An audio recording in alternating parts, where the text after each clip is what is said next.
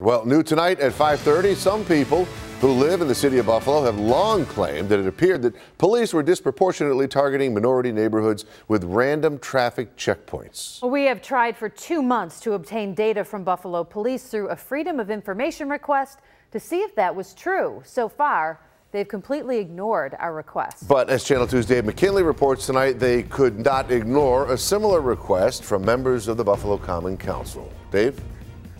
Scott, the Common Council made their request in June. In the interest of full disclosure, that was a month before we made ours in late July, which has gone unanswered. The data, so much as it is, was submitted instead to a report to Common Council President Darius Pridgen, who then shared it with us. So I wanted to know the facts. Are you satisfied with what you got here? Well, it's a start. These voluminous pages show the police strike force conducted 121 random checkpoints between August 4th and September 20th, resulting in more than 1,900 actions, including tickets, arrests, and vehicles towed for everything from unregistered cars and unlicensed drivers to the discovery of outstanding warrants and contraband. Drugs in a vehicle, cash seizures. I can understand them taking my gun and taking my marijuana. They taking my money? Well, actually, quite interestingly, we asked for an explanation on that. The reports show that during that time period, the most checkpoints were conducted in the Lovejoy district, followed closely by the North and Niagara districts.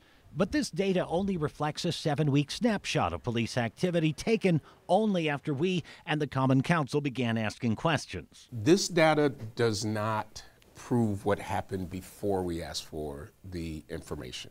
And I'm sure that people will say that the cops, once queried, changed things up to reflect a more equitable placement of the checkpoints. What we are looking for now is some historical data to be able to look at. And the police commissioner did find, and he informed me yesterday, at least 6 months worth of data from before the resolution was filed.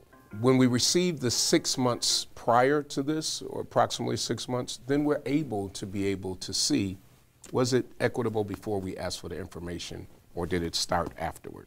And when might we see that? As soon as it's released from the police commissioner. When do you expect it? He said he could probably get it within the next 2 weeks. And going forward, I want to see this data available to the public.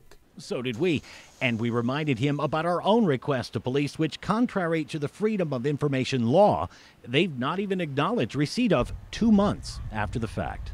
But you told them back in June I'd like this data. Yeah. And you got it. I'm the council. We ain't got bubkiss. You do now. What makes you so special? You do now, and so does everybody else. While these reports note the council districts and the general area within them where the checkpoints occurred, police redacted the specific locations in the reports. Pridgen was told for tactical reasons. Our Freedom of Information request, filed July 29th, sought data for the past year.